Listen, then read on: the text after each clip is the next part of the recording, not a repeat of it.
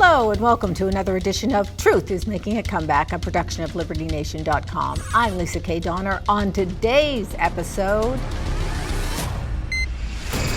1,000 Days of Trump, the good, the bad, and the ugly, with political columnist Joe Schaefer. Say what? Listen to some of the wacky things Dems said this week. This segment is popular for a reason, folks. Pushback at the left's stronghold on academia with Liberty Nation GenZ. A new website for your kids and grands.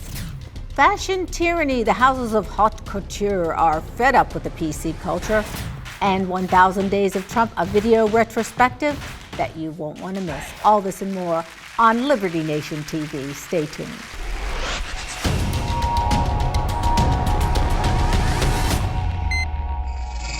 It was the best of times, it was the worst of times. Those iconic words written by Charles Dickens in A Tale of Two Cities might accurately depict the last 1,000 days. Those on the left see it as the worst of times. Those on the right, perhaps the best. Either way, it certainly has been a time of tumult and controversy.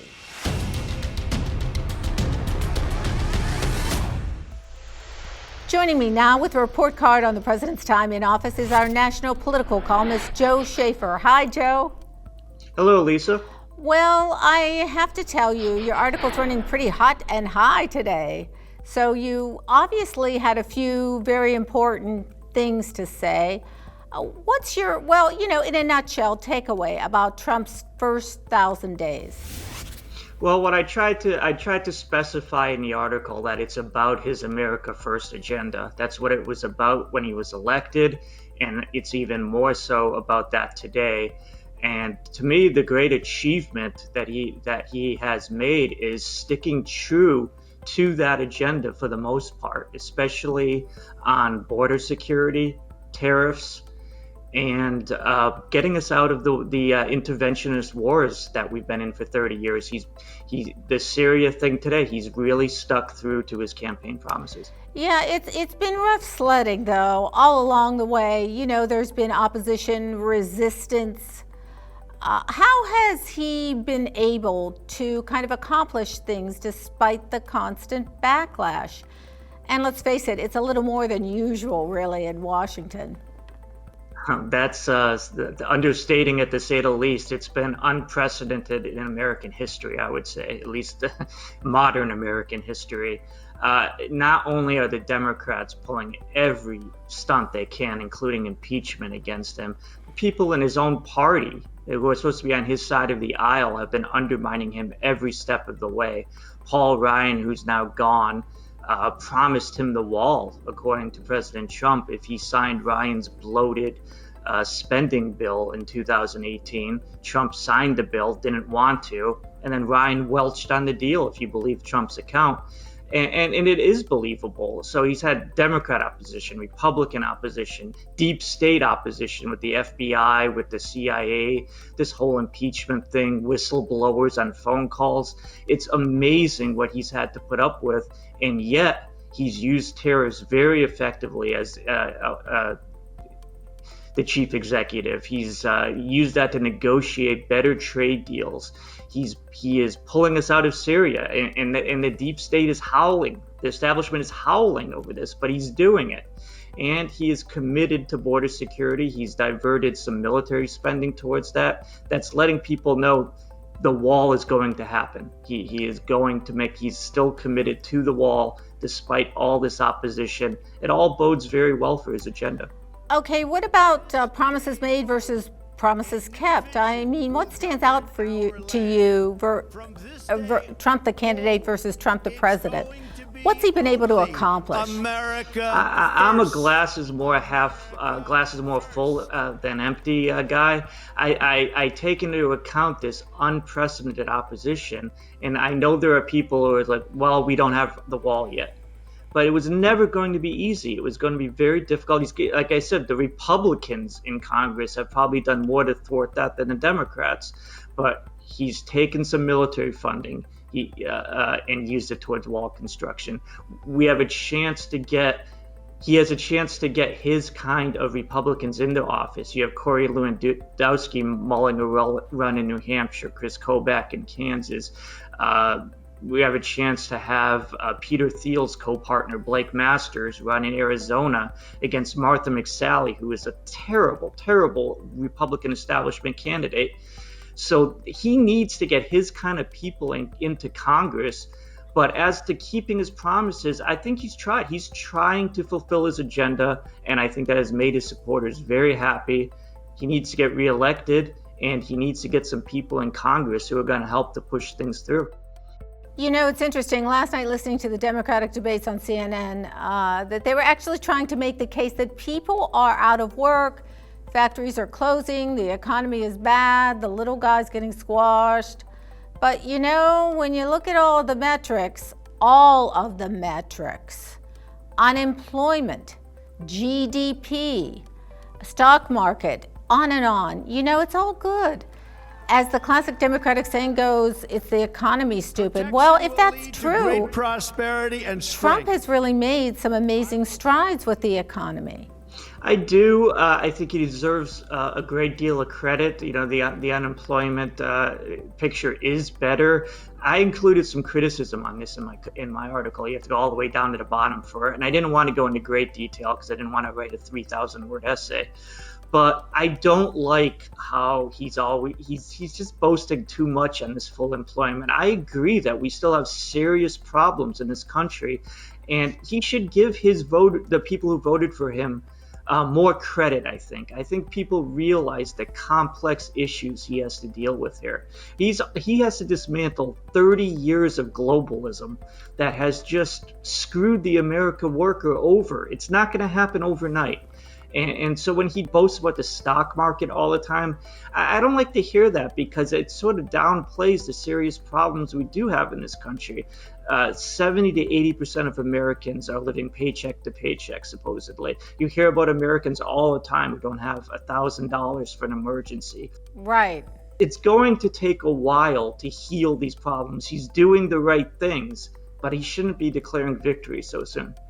Yeah, well, some of my strong Second Amendment friends have taken issue with Trump, but you got a little ahead of me. I do want to ask, what are his setbacks in your opinion, where he hasn't really moved the ball forward to where he said he wanted to go? And Shifty Schiff, how about this? Yeah, I guess the rhetoric would be a setback that I just mentioned on the employment. Otherwise, you know, it is a good marker for him, and I understand him boasting on it.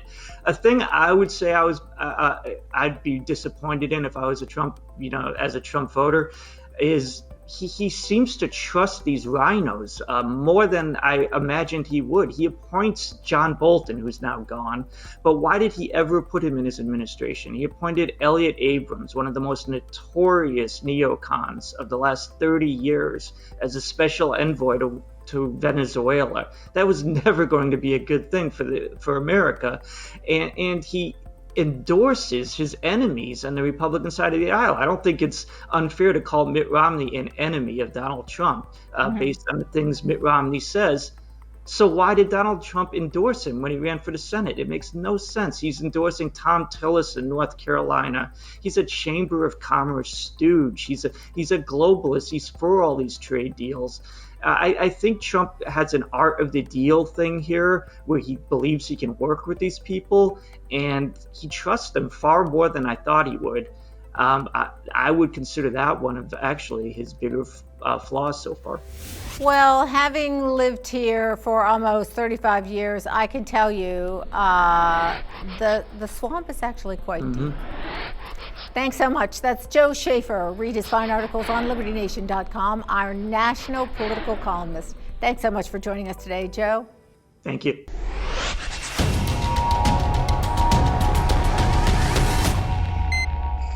One of the most popular articles on LibertyNation.com week in and week out is Tim Donner's article entitled Say What?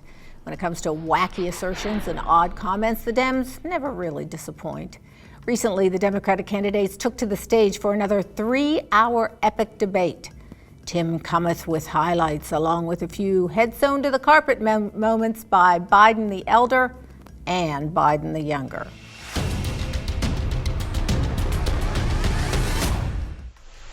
Washington political columnist and my better half for 34 years, Tim Daughter joins me now with all of this and more. Hi, Tim. Hello, Lisa. Good to be with you.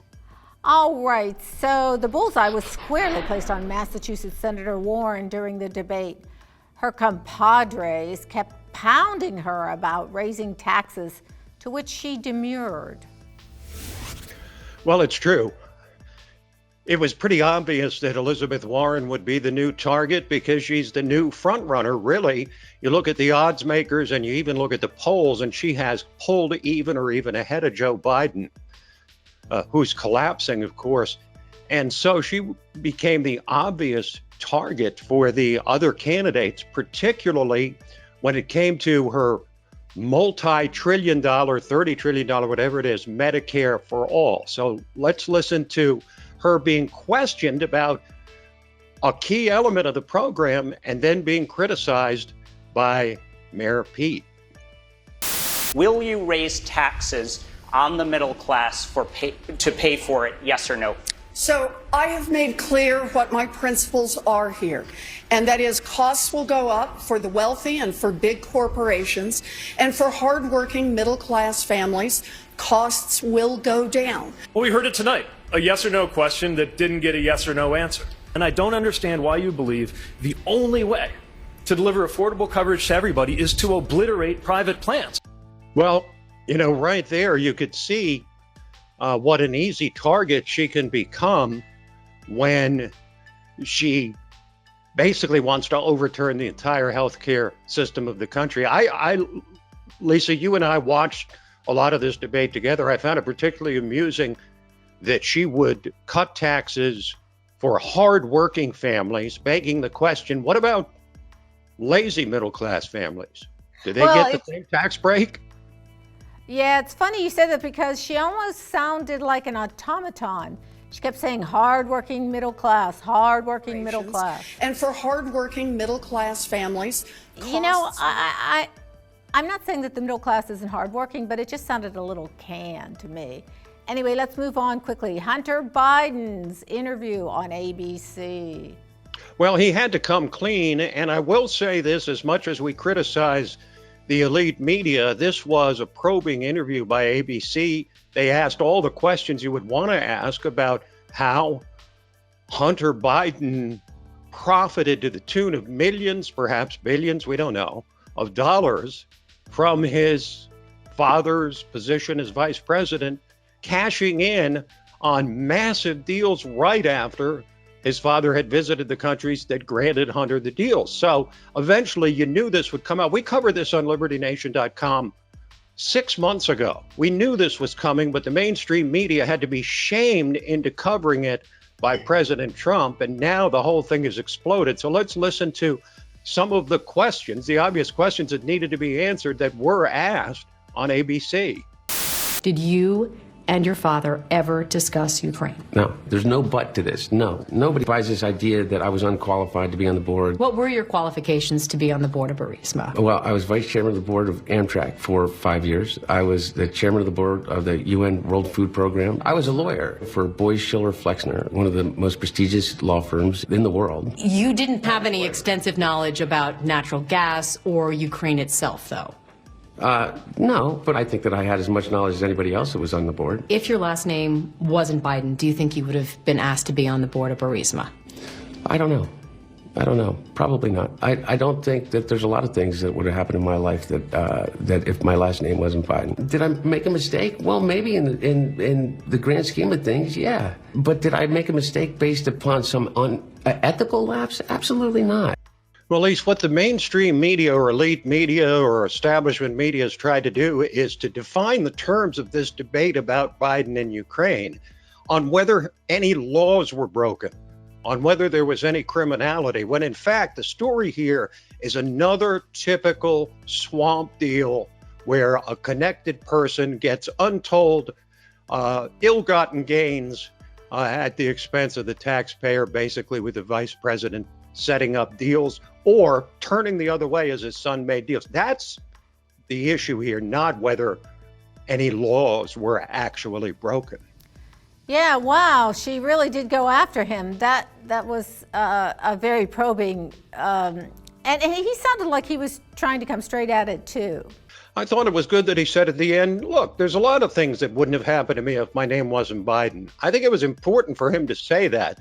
I don't think that, they'll keep picking on Hunter that much. Most likely the focus will now be on Biden, as it was during the debate. Yeah, so Joe the senior, I don't think he came out quite as well as Biden the junior. Well, he was asked about this not nearly as pointedly in the debate, and notice how he dodges the question and tries to move on to how, of course, it's all about Trump. If it's not okay for a president's family to be involved in foreign businesses, why was it okay for your son when you were vice president? Vice President Biden? Look, my son did nothing wrong. I did nothing wrong. Your son, Hunter, today gave an interview, admitted that he made a mistake and showed poor judgment by serving on that board in Ukraine. Did you make a mistake by letting him? You were the point person on Ukraine at the time, if you can answer. Look, my son's statement speaks for itself. My son made a judgment. I'm proud of the judgment he made. I'm proud of what he had to say. And let's focus on this. The fact of the matter is that this is about Trump's corruption. One of the reasons I am running is because of my age and my experience. With it comes wisdom. So that last part about wisdom was admittedly later in the debate, but what kind of wisdom does it show to allow your son to make deals feeding at the public trough in an era of populism where this is exactly the kind of thing that so sickened the American people that they were willing to roll the dice on a joker in the deck like Donald Trump to try and drain the swamp? Well, he kept saying there were no laws broken. He did nothing wrong. I believe Shakespeare had something to say about that. Doth he protesteth too much? Well, you could also use that these candidates, all 12 of them in the debate, were strutting and fretting their hour upon the stage, telling a tale told by an idiot full of sound and fury, signifying nothing. Yeah, that's William Shakespeare. Joe Biden's campaign right now is sinking like a rock. I think he knows it. Everybody knows it. And in this debate, the focus was more on Elizabeth Warren because she is now considered really the odds-on favorite. It's hers to lose now. Let's see how she can consolidate her lead and act as a front-running campaign. Good point. Thank you so much. Washington political columnist for LibertyNation.com and host of Liberty Nation Radio. Make sure you check it out. Thanks, Tim. You're very welcome, Lisa.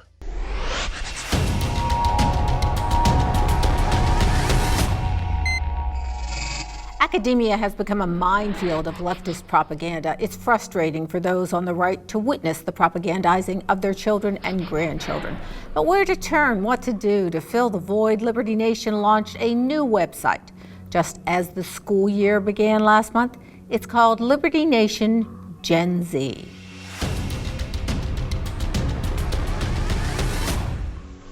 Joining me now to talk about this new and much needed enterprise is Gen Z Managing Editor Laura Volkovic. Welcome, Laura.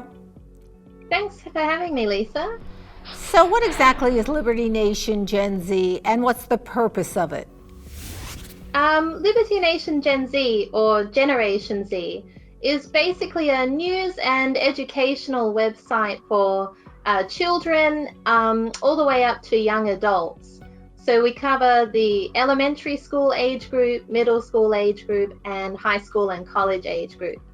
And the purpose is basically to provide current events information and also information about the background of a lot of things people face in society today. So what's the historical background of so many aspects of American government? What's the background of things that we might see in the news?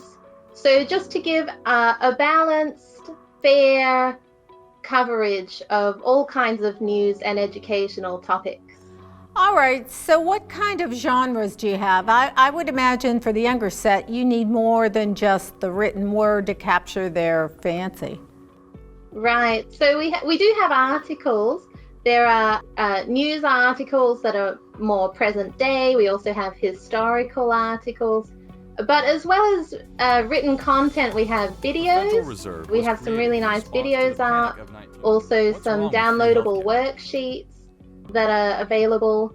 And also student submissions are also welcome. So we have a few student articles, and we'd love some more. So do you also have quizzes that teachers can maybe have them look at a video, then do a worksheet, and then answer some questions to see their attention, or how does it work? We do. So we have a few different kinds of worksheets. We have just informational ones that present different points of view, but also discussion topics that can prompt students to provide their own opinions on issues and think about them from a range of viewpoints, and also comprehension quizzes, just to make sure that there's understanding there. So I understand the site is new. It's basically a month old or so. But what things have been popular so far on this site? What are the kids and the parents and the teachers dialing into so far? Right, so far we found the most popular articles are the ones that provide more background knowledge on kind of controversial issues today. So one of our popular ones was about the background of the Electoral College. Because that's kind of controversial today, people are saying, should we have it or should we get rid of it? I think people want a bit more background historical information than they usually get. And another popular one was I believe it was the history of impeachment. Yes, it was. It was the history of impeachment. Obviously, that's a big story with the Trump and Ukraine a phone call at the moment.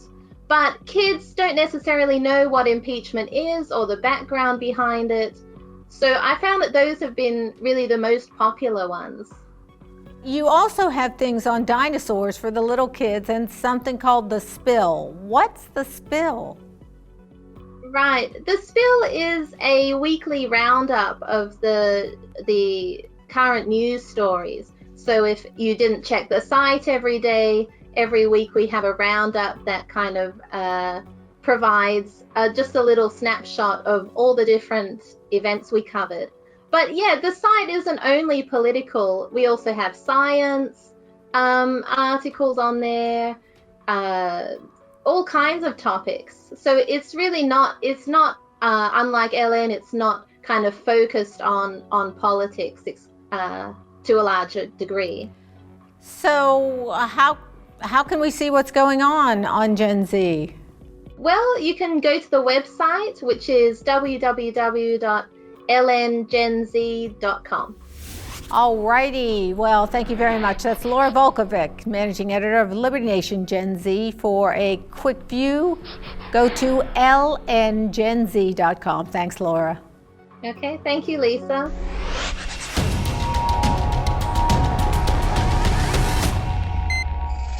And now for this week's parting shot. It's bad enough that women are hard-pressed to find a blouse without puffy sleeves these days. And there's the ghastly resurgence of bell-bottoms, God help us. While the Nike swoosh has knelt before the altar of Kaepernick, big-name designers who fill the runways with anorexics in outrageously expensive clothing have been taking heat from the PC police. Now it appears that a few of Vogue's finest have had enough of the fashion tyranny. The political left has been turning the screw on the elite designers to ply their craft in woke terms. There's always been a connection between couture and culture, but the toxic politics of late have been pressing in on the famed fashion houses to conform or else. If you know anything about designers, it's that these are people who march to their own beat. Still, some of the industry giants have responded by creating PC clothing. There's one runway snapshot that looks like a row of burqas on steroids. Others are producing androgynous clothing that isn't, well, not very feminine. Then there's the fashion faux pas, the perception of racism that has landed many a designer in political fashion purgatory. A firestorm erupted over a piece from Gucci's Pret-a-Porter collection this year. What provoked the ire of the PC Gestapo was a face sweater that they say resembles blackface. Then there's the Burberry saga. The Burberry fall runway featured a sweater that appears to have a noose around its neck. Once it was spotted and called out, Burberry gushed forth with a flurry of unreserved regrets. Politically incorrect fashion scandals have cascaded down on others, including the famed houses of Dior, Prada, Dolce & Gabbana, Celine, and Saint Laurent. The supposed fashion felonies include too many Caucasians, not enough blacks on the runways, the models are too thin, the sexy ads objectivize women and are called out as porno chic. One of the most bizarre transgressions of the year involved not clothing, but perfume. Dior came under fire for its Sauvage perfume because an advertisement showcased Indians doing a traditional Native American dance. The left went bonkers until someone pointed out that Dior wasn't calling the natives savages. Sauvage in French means wild. A Celine executive said enough already in a recent interview. Quote, demagogic political correctness has become a kind of tragic tyranny of the literal. In response to the leftist outrage, quote, it feels like tolerance has switched sides, unquote. Anthony Vaccarello of Saint Laurent made headlines during the Paris Week of Fashion by complaining that the couture industry has taken on a witch hunt atmosphere, where it's impossible to have an opinion that even goes against the culture of political correctness. The world of high fashion is, by its very nature, outrageous. Millions of women the world over have wondered aloud, who would ever wear this stuff after viewing the creations of the elite designers? This shocking and extreme couture becomes the sartorial bones of the mega million-dollar ready-to-wear industry, though. And the designers know that bottom line, women want to look and feel beautiful in their clothes, and for the most part, don't give a hoot about Indian dances, cultural appropriation, or people who are offended by anything and everything. It will be fascinating to see whether the left has met its match in the business world, or if the world of fashion will grovel and kowtow to the leftists wearing last year's jackboots. And that's my parting shot. And that's it for this edition of Truth is Making a Comeback. But before we leave you today, a special treat. Take a quick minute and watch 1,000 Days of Trump, a video retrospective produced by LN's Frank Diorio. Hit it, Frank.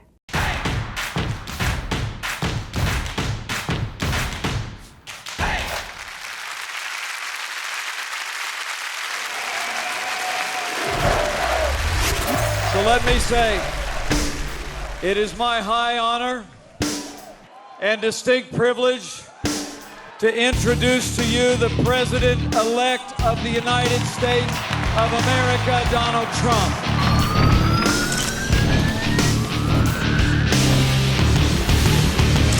Donald J. Trump is now president. The evidence of Russia's meddling is clear.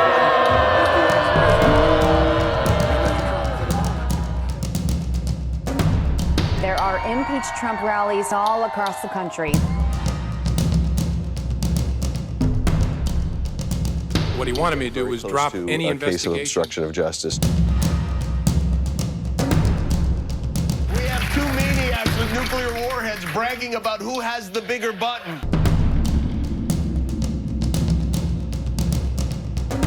Mueller has subpoenaed the Trump Organization in recent weeks. Do you think the president is a racist? 49% said yes. Adult film actress She had an intimate relationship with the president. If we have to stay out for a very long enters its period of time, third week. we're going to do that. Donald Trump has committed impeachable acts.